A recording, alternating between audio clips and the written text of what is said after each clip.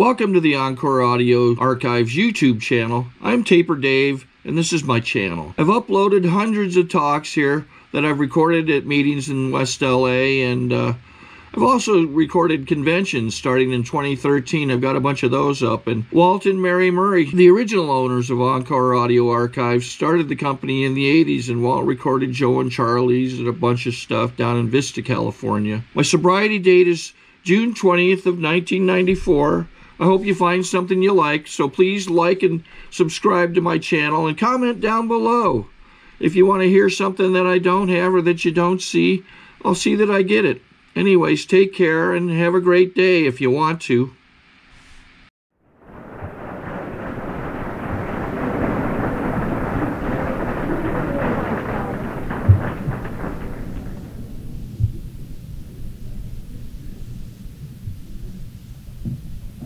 Thank you. I'm Chuck C., and I'm an alcoholic. Hi. I don't believe it.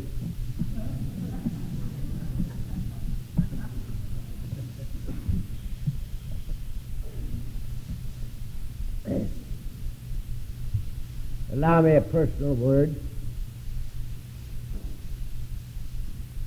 You know, all through the year, for 31 years, I have been coming to your groups, and of course, you come to your groups too.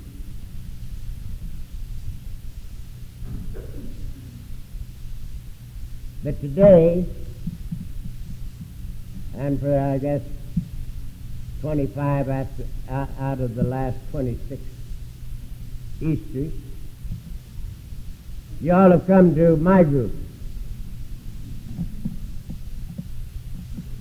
You see, you didn't have to come here. And you make me cry. I just can't believe it. So, I have to tell you that I love you very much, not only because you're here, but because you're you. And I certainly thank you for coming. This does something for me that no other meeting that I attend does, including international conventions. Because I feel that every one of you are here because you want to be. And of course, that's why I'm here. With all those new people, I halfway feel that I have to give a newcomer's talk. But today I'm not going to do it.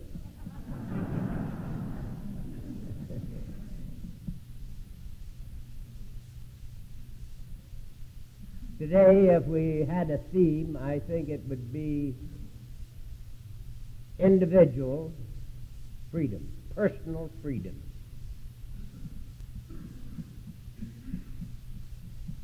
And it seems to me that that is the pearl of great price.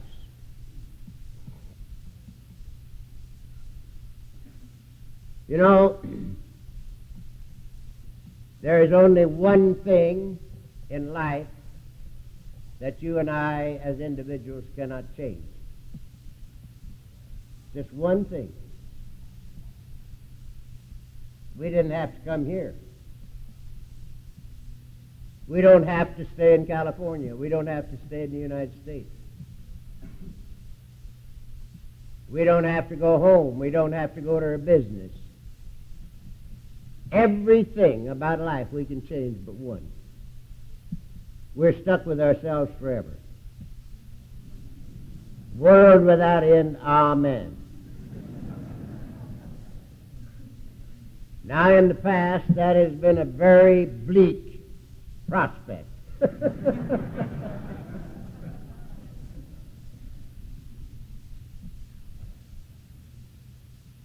But since arriving here, it's not a bleak prospect at all. It's an adventure. in personal freedom and personal love, the like of which I've never known. It would seem that inasmuch as we are stuck with ourselves forever, that our early education would have been pointed toward some way that we might be friends with ourselves. To be my friend, me, be my friend. But that was never even suggested in my youth. Everything was pointed toward trying to get along with your neighbors and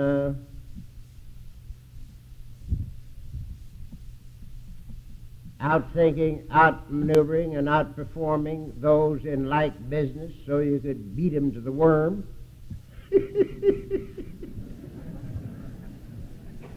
The early bird gets the worm, So we got to beat him to the draw, which indicates or connotes that there isn't enough to go around, So we got to get ours while the getting is good. Telling us that we must so operate that we will be needed and be loved. Two great needs of the individual, according to what they taught me, was to be needed and be loved. So it seems that we pretty well miss the boat. I was launched with three great handicaps. Number one, that I had to get out here in the world and outthink, outperform, and outmaneuver in order to get what I thought I was born without. Secondly, that we had to merit, be worthy of, and earn God's grace. And third,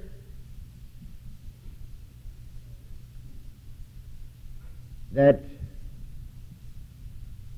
the two great needs that I would have were to be needed and to be loved. And all of them are backwards. Every one of them are backwards. And I learned that they were backwards since I came here. Now, I had 43 years to run my life, during which time I was the master of ceremonies and the star of the show.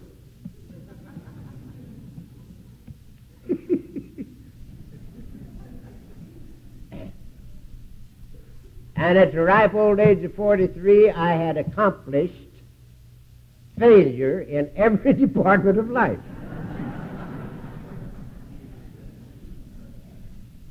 At the ripe old age of 43, I was a failure as a husband, a father, a businessman, a man, and a drunk.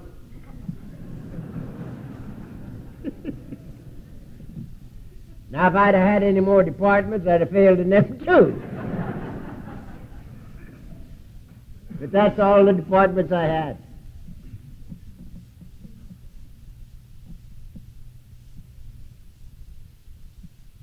And I came here totally done in. One of the things that I had been conditioned to believe, I guess for generations in my family, was that you couldn't admit defeat. Surrender was not even in my vocabulary. In 43 years, I never admitted defeat one time. Now, don't get me wrong. I'm not saying that I won every battle in 43 years. I got the bejesus kicked out of it lots of times. But it was by accident.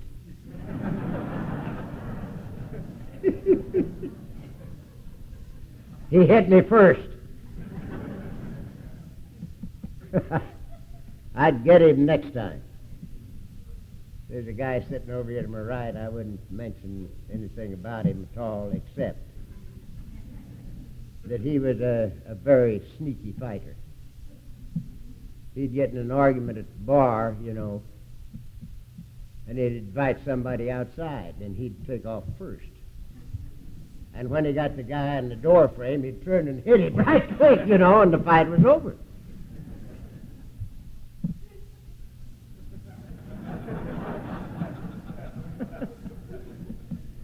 That's the way he did it. So, he won a lot of them that ordinarily he wouldn't have won, you see. Surrender was not in my vocabulary.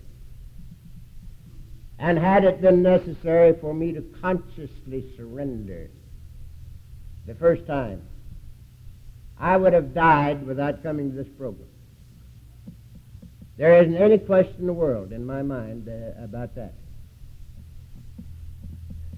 Because I could not surrender.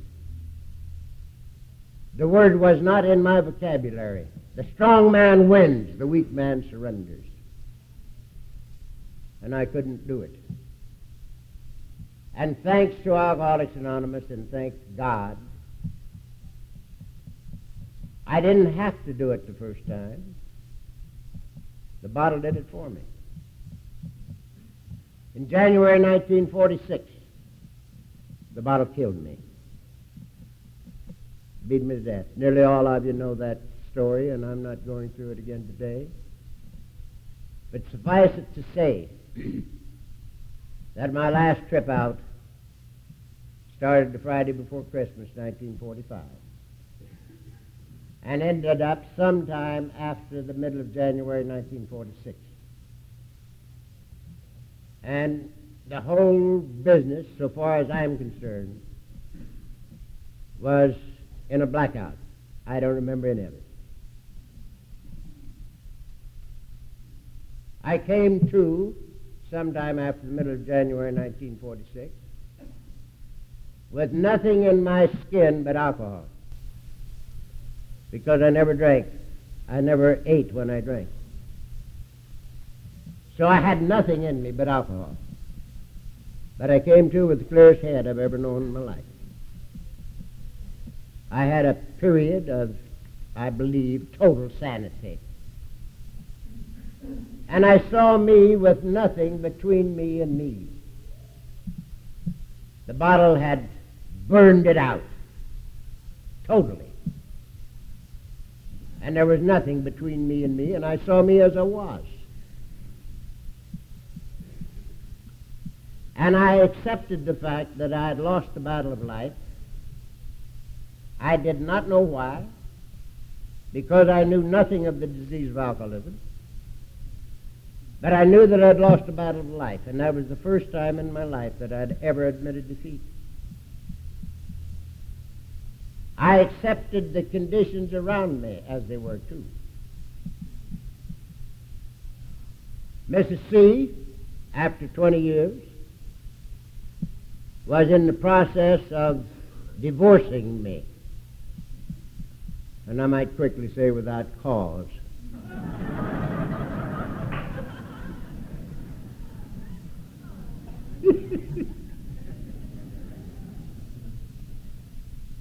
And I knew why.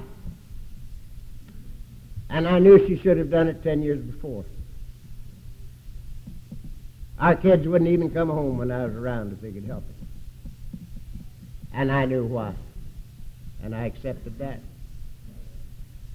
My boss man had sent word to the house that if I ever stepped my foot inside the plant again, he was going to throw me through the window. Which wouldn't have been very nice because the window he had picked out don't open. Plate glass.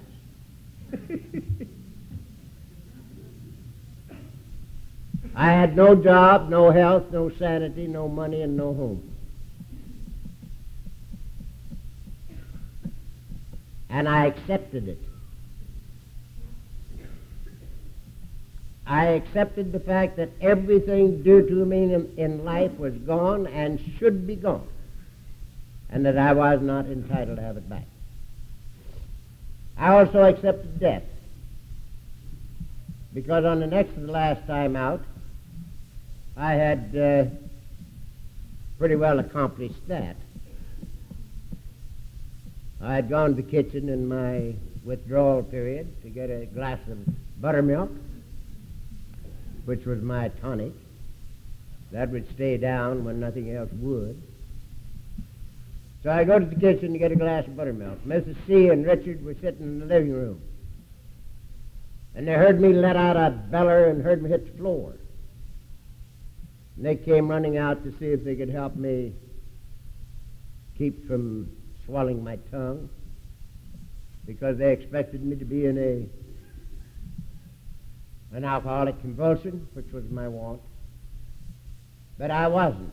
I wasn't convulsing. I had already used up all my convulsions.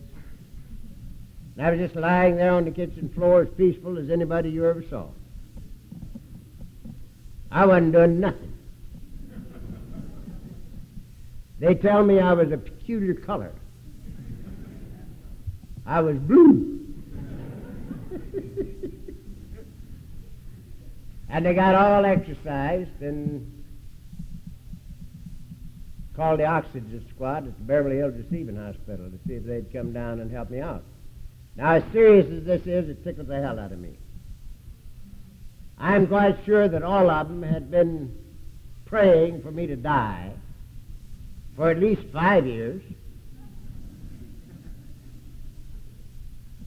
Some of you who have listened to my lady have heard her admit that she sought many times to find a way that she could do away with me without being found out.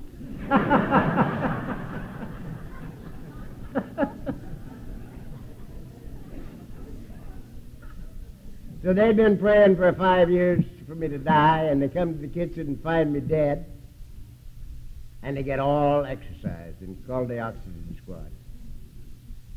And they sent a squad down there, and I have reason to believe they brought me around.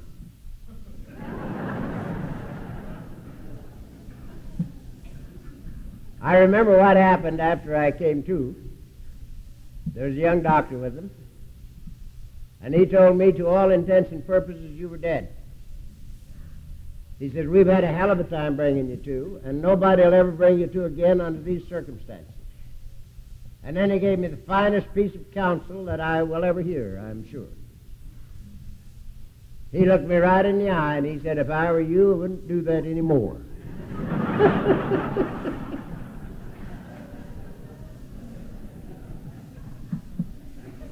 Now I want to pass that on to all your new people this morning. If I were you, I wouldn't do that anymore. But I do it again. And the last time was much worse than the time before. So I knew I was going to die.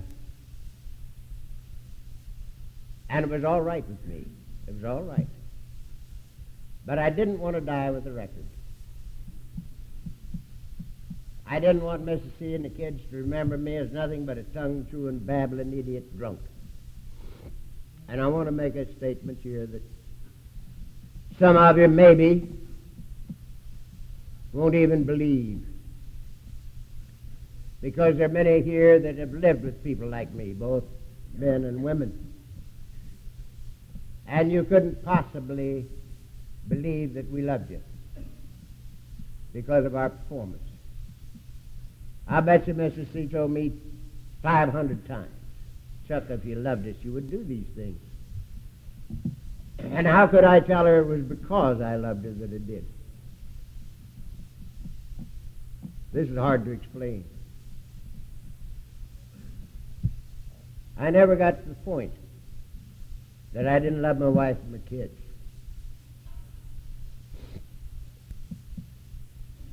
I was a periodic the last 10 years. Because, you see, I was going to win this battle. I had to. I had to win. And so I was a periodic for the last 10 years. I was physically as sober as I am today between every two drunks for 10 years. And on one of these dry spells, not one, but many over the years, I would go to bed, and my bed was just that far away from hers. And it might as well have been in Siberia. And I'd go to bed, and I would lie there and listen, and when I determined that she was asleep by her breathing, I'd cry me up a river. But that's all I could do. See, I knew I was crucifying her and the kids. And I knew I'd do it again. And I couldn't take her in my arms and say, honey, I love you. I'll never do this again. I wanted to, but I couldn't. I'd already done it. And all I could do was lie there and cry me up a river, you know. And on this particular morning, accepting the fact that everything dear to me in life is gone, and also accepting death, I had one thing that I wanted to do before I kicked off, and just one. And that was to rub out as much of the record as possible before I died. Now, if you can imagine it, I did not even want sobriety for myself, because I was going to die. No use for me to want sobriety for me. I wasn't going to be here. And it was all right, but I didn't want to die with the record. And I remembered that morning that I'd read Jack Alexander's article in the Post in 1941. Mrs. C had found it, and she had read it, and she thought it might do me some good. So she left it open at the right page on the left arm of the chair I sit in right now. And when I came in, I read it. And I remembered that morning that I'd read it. But I was 4 sheets in the wind when I read it. And I remembered only two things about it: that drunks helped drunks and didn't drink. And they called it Alcoholics Anonymous. That's all I remembered about it. And I said to myself, if I ever live to get out of this bed, I'll find AA. And immediately the curtain dropped. Immediately, just like that. Down went the curtain. My sanity was gone. I was sickened to death, drunk, and insane. And I had a lot of dying to do. But from that second until right now, I have never had a drink of alcoholic beverage or a sedating or tranquilizing pill of any kind. From that moment till this, I had a lot of dying to do. When I could get out of bed, I sat in that chair, that same one, day after day, and I'd say to myself, this too will pass. But I was sure I was the monkey that was going to do the passing. But eventually I started getting better. And I found you people. Now, isn't it strange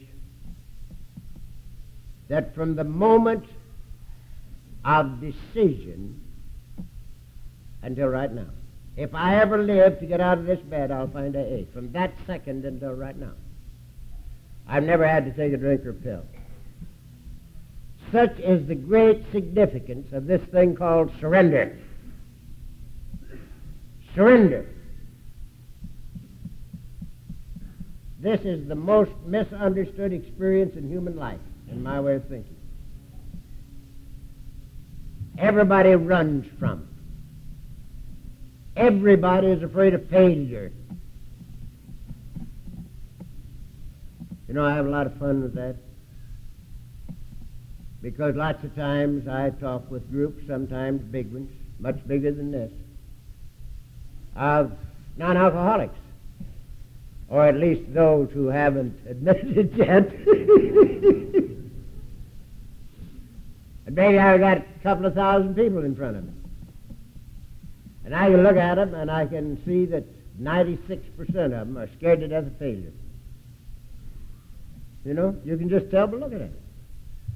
And I have a little fun out of it because I'm a pixie, sort of. So I tell them, I said, now, I've got every one of you monkeys by the short hair. Every one of them. I can look at you, and I can tell you're scared to death of failure, every one of them. And I'm not afraid of it at all.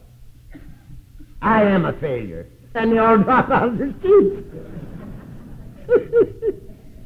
I'm the guy that's talking to them.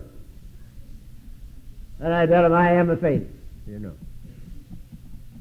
I'm not afraid of it. If I live till August the 3rd,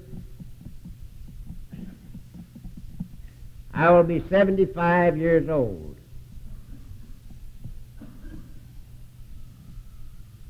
You insensitive rascals. You know better than that. I'm going to give that to you again, and I want everyone ever say, oh. If I live to August the 3rd, I will be 75 years old.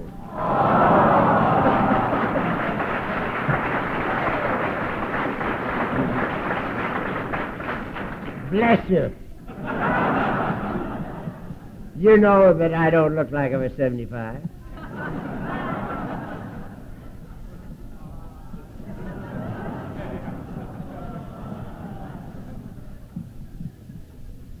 And the greatest single event in my life, the greatest single event in 75 years of life, was when the bottle killed me in January 1946.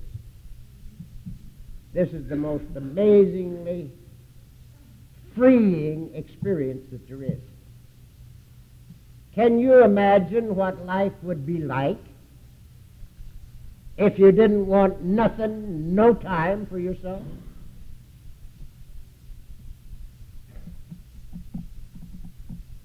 Now this is a freedom that is absolutely unspeakable. You can't even talk about it intelligently. But it's amazing. I came to this program not even wanting sobriety. And I had 3.5 years of total non-expectancy. I didn't want nothing, no time for me. And it was the greatest period of miracles through which I ever lived. The greatest period of miracles through which I ever lived. In that 3.5 years, every little piece of the jigsaw puzzle of life fell together. It was fantastic. But a bad thing happened, too.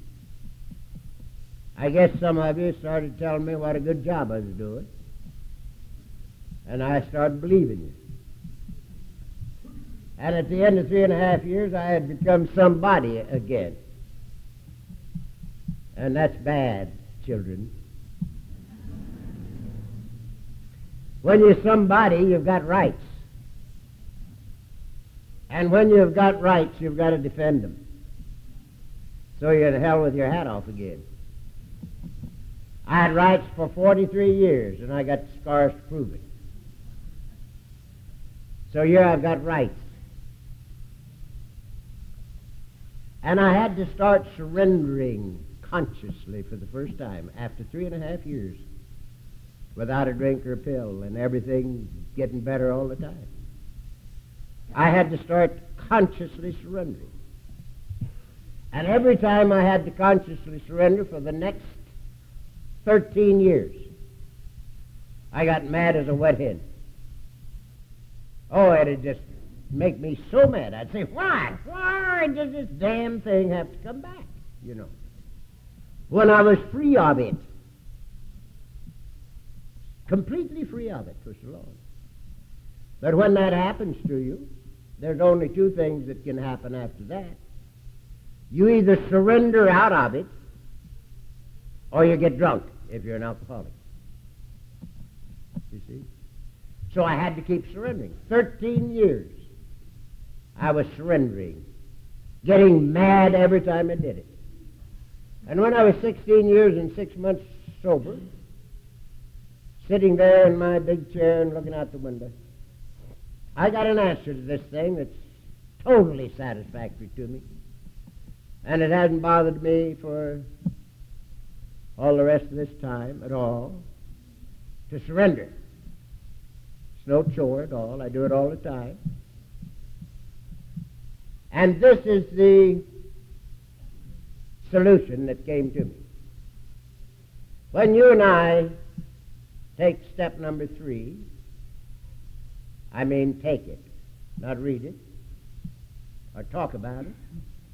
When we turn our will and our lives over to the care of God, as we understand Him, which means our very own God, not that we have to understand the infinite, but the necessity of an individual experience, our very own God. When we do this, we enter a new dimension of life, a totally new dimension of life. An infinite father, an infinite child, and an infinite journey. An infinite father, an infinite child, and an infinite journey.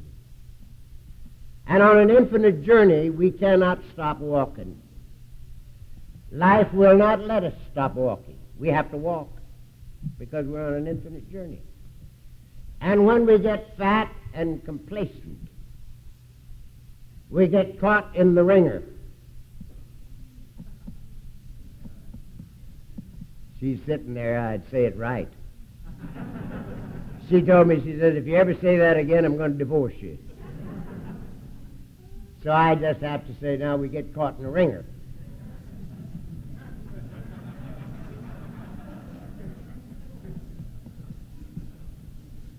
And we either surrender or we get drunk. You see? And it's perfectly all right now. I don't mind it at all. Because I can see that the time will never come when you and I won't have to continue to surrender. Because we're on an infinite journey. There is no destination. And when you're on an infinite journey, you got to walk. And it's perfectly all right to me, with me now. Just a matter of fact, I like it. Because you feel so good when you're totally free. We're talking about freedom, you see. Individual freedom, personal freedom. And the only possibility to have this personal freedom is to get rid of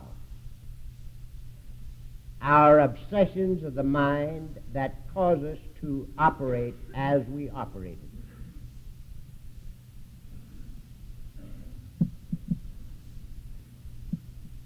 To get rid of the obsessions of the mind that cause us to drink against our will and cause us to do a lot of other things. And these obsessions of the mind, all of them, are children of the ego. I want, I don't want, I like, I don't like, The ego, which is conscious separation. This is the best definition of the human ego you'll ever hear. It's the feeling of conscious separation from. Now, I walked alone for 43 years. And I'm sure that if there was ever a group of people on the face of the earth that wanted so badly to be a part of, it's the alcoholics of the world. We wanted so much to be a part of this life around us, and we couldn't make it. We were always apart from each other, and apart from the living God that made us. Conscious separation. You know, this is one of the reasons we'd run to the bright lights. Trying to get a little bit of a fellowship. Well, in the end, you know what you do? What I did. I'll tell you what I did. I'd go into a bar, and I'd go right down to the last seat. And I'd sit down there and drink alone. And if somebody came by and spoke to me, you know what to do? I'd hit him right in the mouth. He was interfering with my solitude. Well, I'd gone down there in the first place to be with people, or thought I did, that we were forever apart from. And the only roadblock, in my opinion, the only roadblock between me and you and me and my God is the human ego. It has to go. It has to go.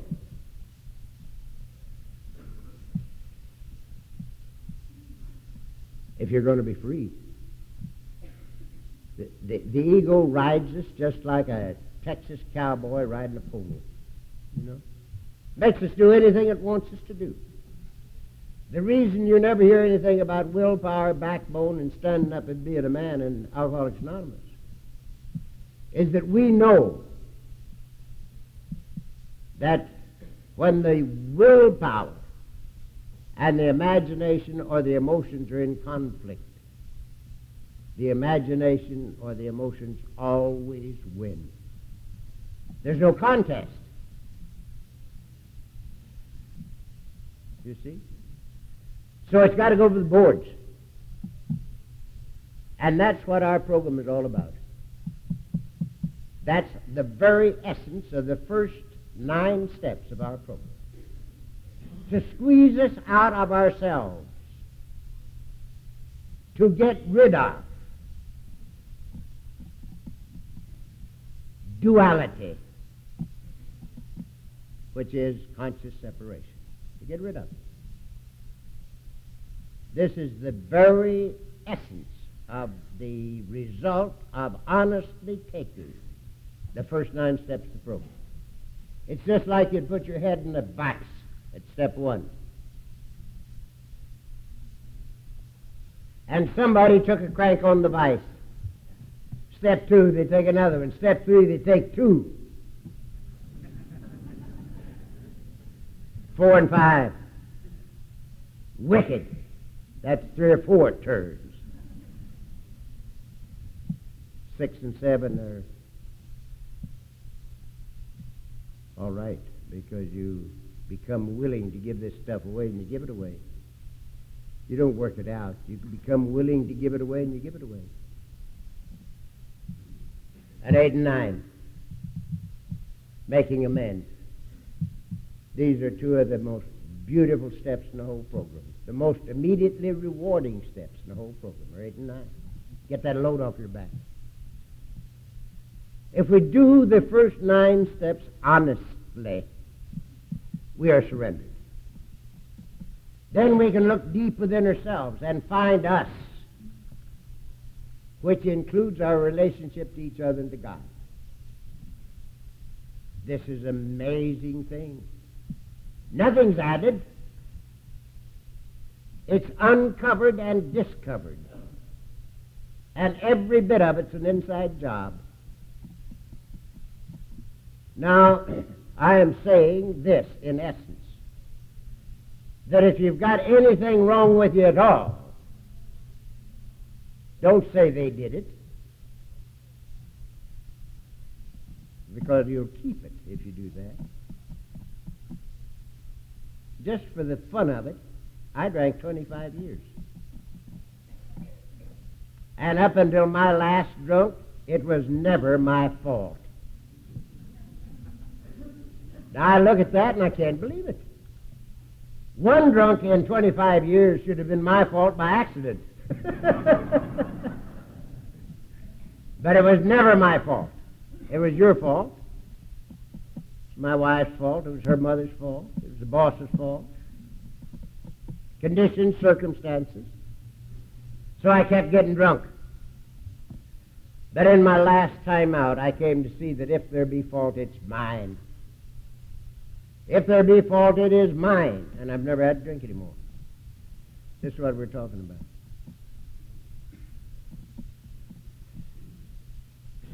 At number 10, we can look deep within ourselves because the wreckage of the past has been cleared away. We have uncovered the thing we've been looking for all our lives.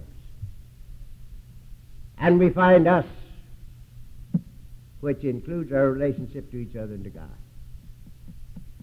Now, we say to each other a lot of times that we have to learn how to love ourselves before we can love somebody else. I don't believe it. I have never spent 1 second trying to learn how to love me. As a matter of fact, I wouldn't know how to go about it. In the first place, although I'm sure nobody has noticed it, I am partial to women.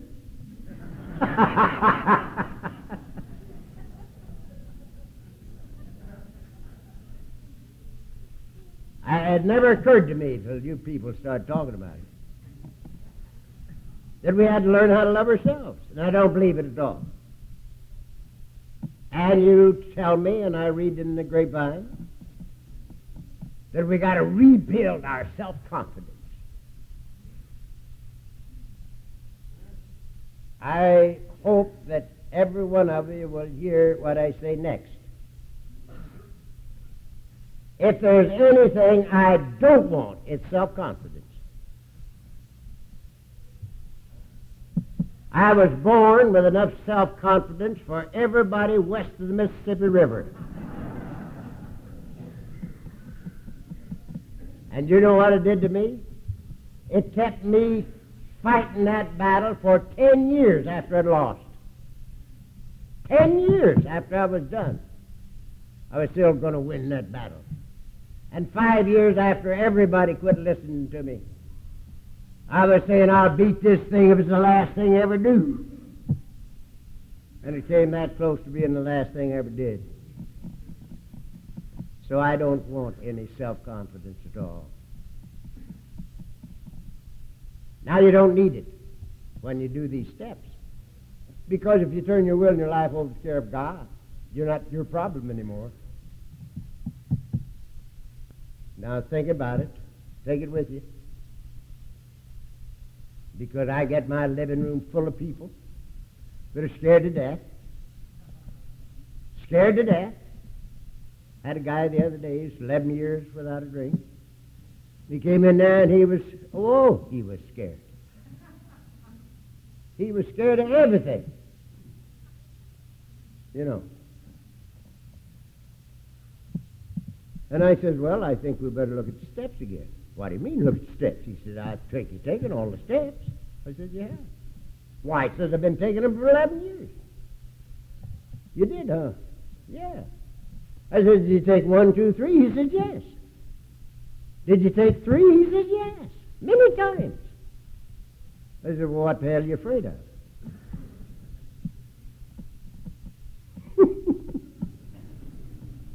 If you turn your will and your life over to the care of God, there's nothing to be afraid of.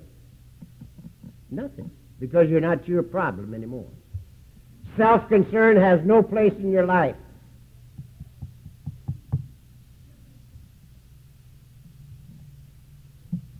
Self-concern is just merely saying, look, Dad, I don't believe you're quite as familiar with this problem as I am.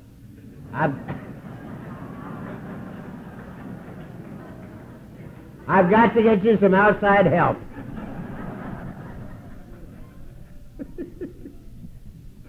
Now, there's no sense in turning your will and your life over to the care of a God you can't trust. You know? I can't trust me. I might as well keep it. As to give it to a God I can't trust. So, this is what this program is all about. And the thing that comes with self-discovery is, again, totally beyond words.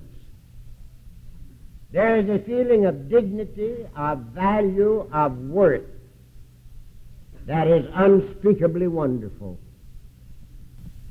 It has absolutely nothing to do with the human ego, but it has everything to do with gratitude, gratitude, gratitude. I'm so grateful I can't see. I'm so grateful I can't see. Every day that I have in this program, I'm more grateful.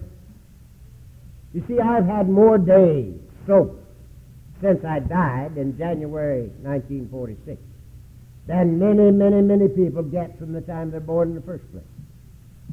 Lots of people die before they get to be 31 years old.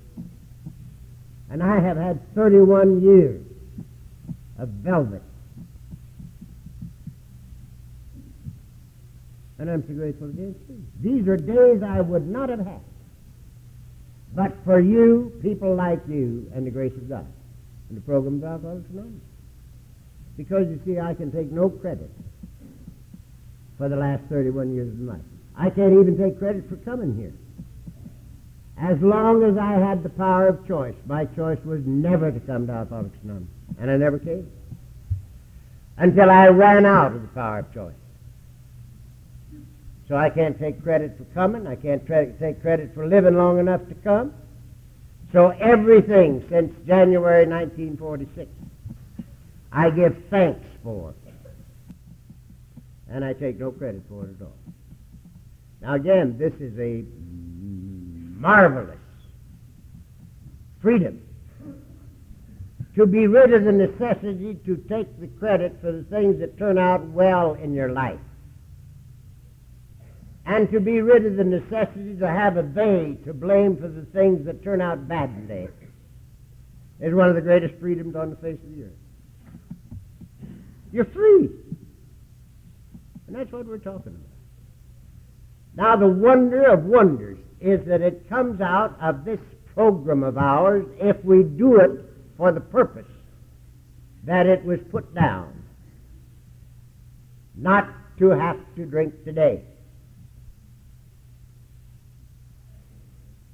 I am convinced that the bulk of our problems are the conditions that we put on sobriety, or the tangents we get on when we're trying to take the steps. And one of the most blatant, I'm sure, and one of the most natural, would be we get to step 3, and it says we made a decision, turn our lives over to the care of God as we understood Him. And we say to ourselves, uh-oh, I don't understand Him. I got to get me another book. I got to get me a tutor. And we go off on a tangent trying to find God. Now, I can give you a little history on that. I was trying to find God for 30 years. 30 years I was trying to find God. I went through just about every great religion and philosophy that there is. During that time, I walked with and talked with some of the greatest spiritual geniuses of our time. And I couldn't find him. Because I thought he was out yonder someplace. I was looking every place but where he is. And I came here not looking for him at all. I wasn't looking for God. I came here to find out a way to live today without taking a drink. Today. And we found each other. I don't know who found who or what. It don't make any difference. But there he is, you see.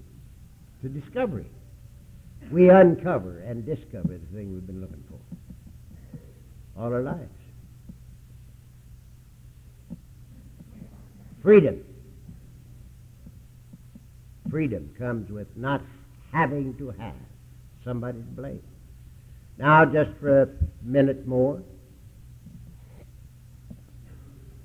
Sometimes I get something wrong with me, but not often.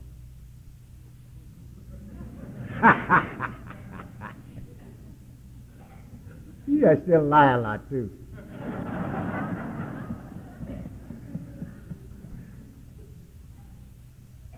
Now, when I get something wrong with me, what am I going to do? Number one, I cannot blame God because I do not believe in a God of judgment. Now, I don't tell you that you mustn't believe in a God of judgment. I don't. I don't believe in a God of judgment, so I can't blame God. I don't believe in a God that would try me to see if I loved him or put some stumbling blocks in my way to see if I am going to fall, I don't believe it. As a matter of fact, there's one line in the Lord's Prayer that I've changed.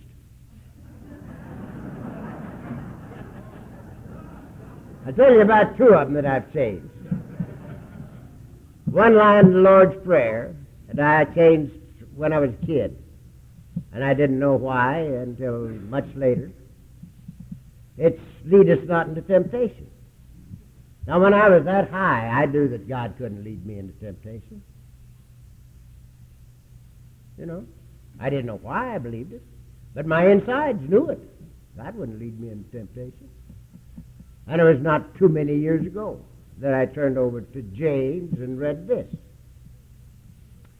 If you are tempted, don't say I'm tempted by God. God cannot be tempted by evil, neither can he tempt any man. If you are tempted, it's because of your own desires. Huh? No, that's what it says. I didn't say that, but I should have.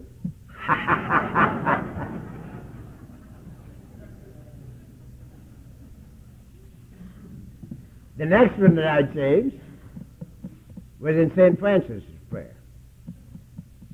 It says there something about, for it's better to love than to be loved. It's better to understand than to be understood. For it is in giving that we receive, and forgiving that we are forgiven, and in dying that we attain eternal life.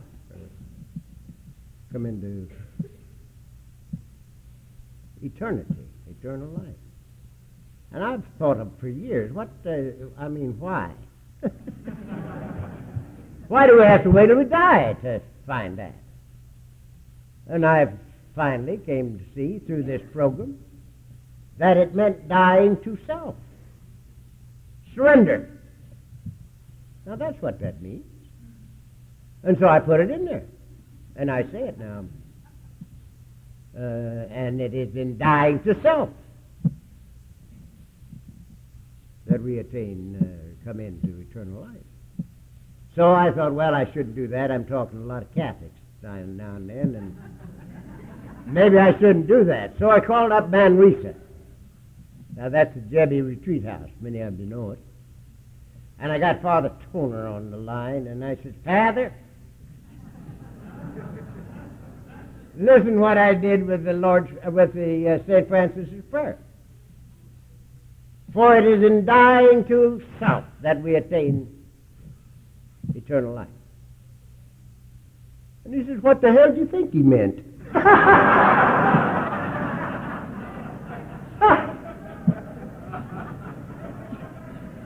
Just like he had known it forever, you know. So it's in dying to self that we come into this deal. And that's what today is all about. Today isn't crucifixion. That was last Friday.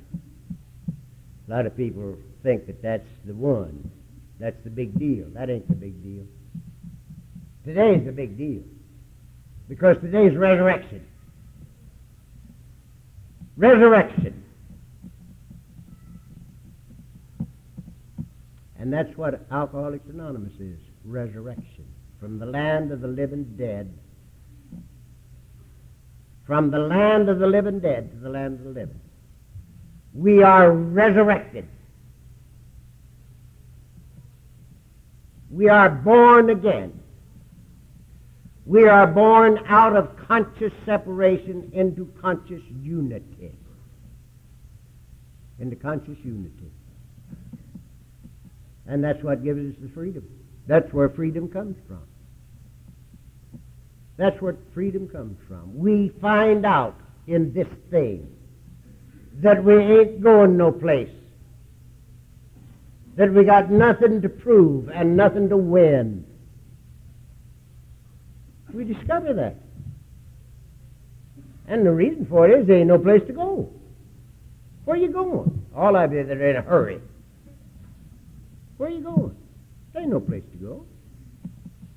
One of the things that I get saddled with so much is that some of the clerics say to me, many of your people want to go further. They got to go further. And many of you come to me about going further, you know.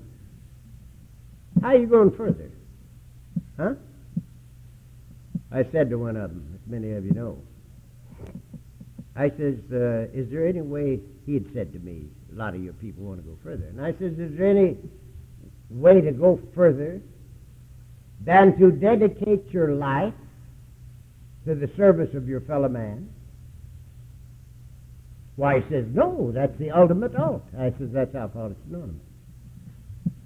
That's our 12 steps. Having had a spiritual awakening as the result of these steps. We tried to carry this message to the alcoholic who still suffers and to practice these principles in all of our affairs. All of our affairs, everything that we do. That's the way we go further. By loving the Father's kids, you, more. I've learned much more about him. Much more. That's the way you go further. And I think it's the only way. And the man said that's the ultimate out. So there's no place to go, nothing to win and nothing to prove. The best that I can get out of this thing called life is that the only thing you can do with it is live it. That's the only thing you can do with life. What are you trying to do with it? All you can do is live it. And all the time you have is right now. That's the only time you got. Now is the only time you and I'll ever know. You see, one of the reasons that I was detained so long from getting into this fellowship, I was going to straighten up and fly right tomorrow. But tomorrow never came. Every time I came to, it was now, and I was thirsty.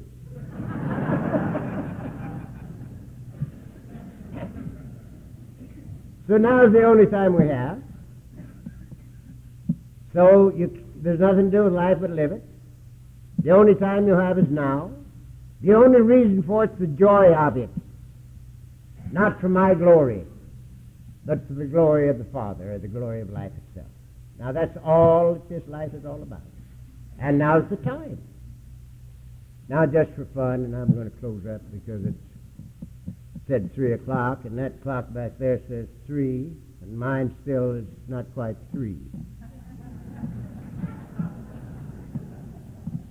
And I'm not too concerned anyway because we already passed the hat.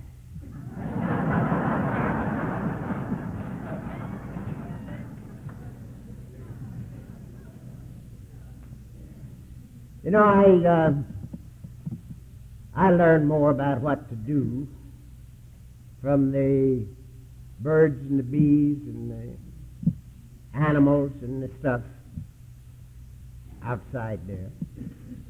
I learned more about what to do from them than I do from people. I learned more about what not to do from people than what to do. So you're all teachers.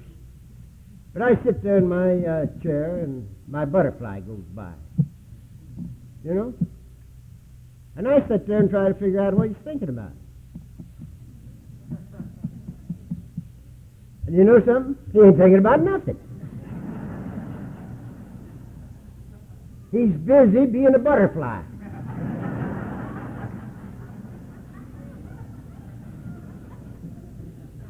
Now I got a pair of blue jays that I have to feed, the beggars, and they'll be sitting right there, and that old butterfly goes right by him. And I don't hear him say, I wish I was a blue jay. You don't even pay attention to it. Every time he goes by, he's still a butterfly.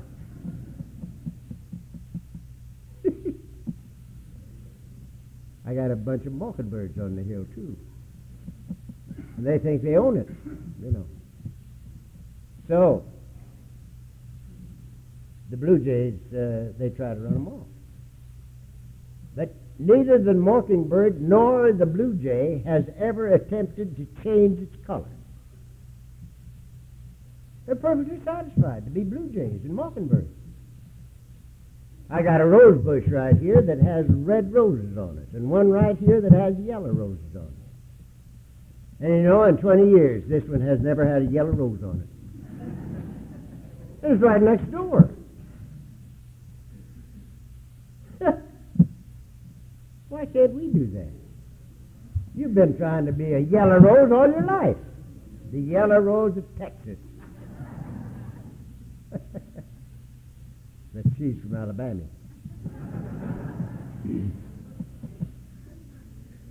Now, freedom is the ability to be us, to be me, to do my thing, to share me with anybody that wants me in love, just because I want to, for free and for fun, because I love it.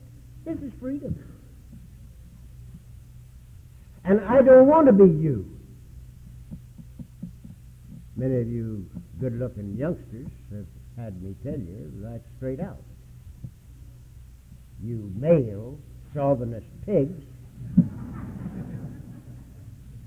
I say I hate everybody that's younger and better looking than I am. You see? But I really don't. I don't want to be anybody in the world but me. And I don't want to do anything in the world but what I'm doing. And I ain't going no place.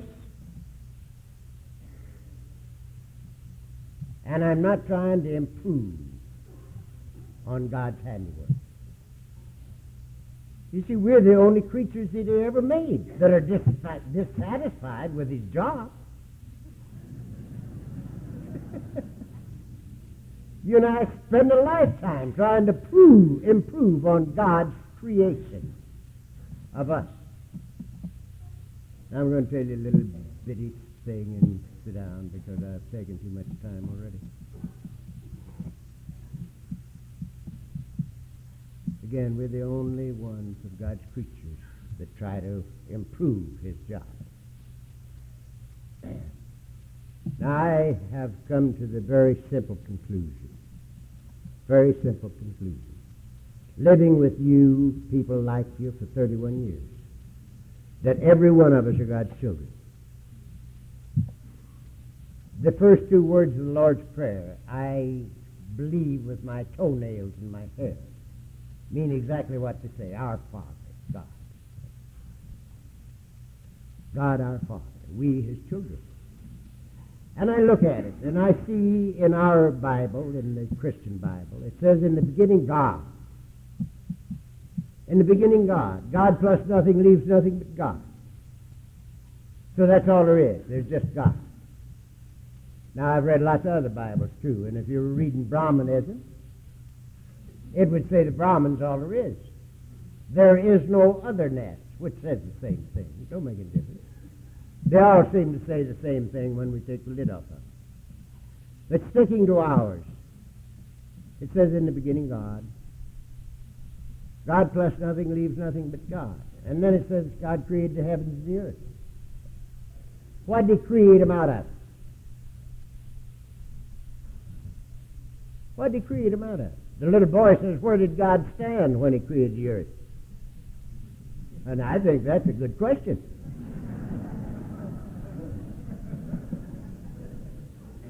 He couldn't have stood on a ball of mud out of the Mississippi River because He hadn't made the Mississippi River yet. What did He create him out of? I think the process of creation is that God thinks and Himself becomes the thing He thinks about. Now that isn't so hard to take. When you look at yourself and you see that you think and yourself become what you think about. You see? As a man thinketh in his heart, so is he. So, the process of creation, God thinks and Himself becomes the thing He thinks about. And He created the heavens and the earth. And He put the water over yonder and threw a fish in it And he put a mountain over here and put a tree on it and a bird in the tree and a monkey under it. And he looked at it and he says, this is great. I like this. It's fine. Now, says he, I'm going to create man in my own image and after my own likeness, which means totally free. Totally free. If we're created in the image and likeness of God, we are totally free, just as God is totally free. Now I submit to you that the only way we could have been created free was to be created with the possibility of hurting ourselves. Hear me? The only way we could be created free was to be created with the possibility of hurting ourselves. If you had been created predestined to the point where you couldn't put your hand on a hot stove, you would not be a free person. You would be a robot or a computer, but you wouldn't be free. You had to be created with the possibility of hurting yourself in order to be free. Now I submit to you that the only way that I can ascertain what I can do and be comfortable right here and do it, and what I cannot do and be comfortable right here and eliminate it, is by experience and its lesson. Experience and its lesson. Experience and its lesson. And that's what this whole thing is all about. And it's the most fascinating, the most consumingly interesting experience of living that anybody will ever get to teach us. Of all peoples, we are the most blessed. We drunks, we alcoholics. Why? Because we have a terminal illness. And because our illness is progressive, and because the time comes when we can no longer survive without an answer. And we come to this program to find out how to live today without drinking. And we find that the formula for sobriety and the formula for the good life and the formula for self-discovery are all the same formula. 1 through 12 inclusive. How fortunate can a man be? How fortunate can a man be to be returned from the land of the living dead into the land of the living. To come out of the gutter and be able to stand here and talk to you people this morning. And love every one of you so much that I just want to take you in my arms and keep you. It's fascinating. Only one possibility for a thing like that to happen. That the word grace means a free gift. It's the gift of God. And I'm so grateful I can't see. God bless you. Thank you very much.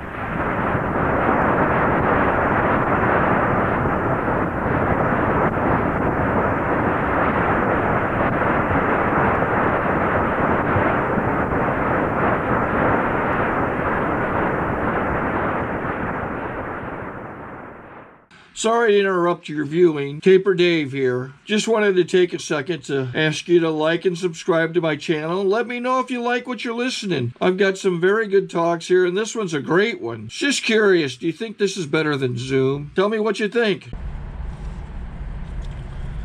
Okay, this is how I prepare my drone for launching.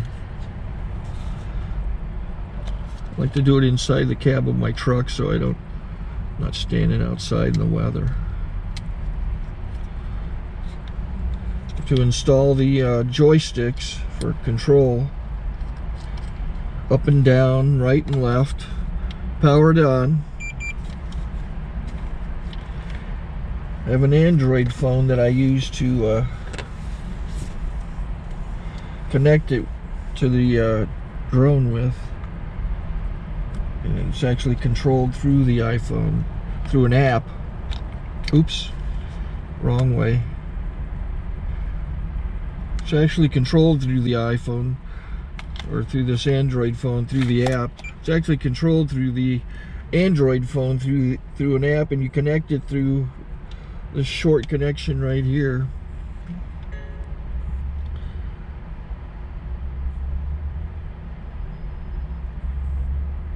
Remote control connected. Remote control's connected.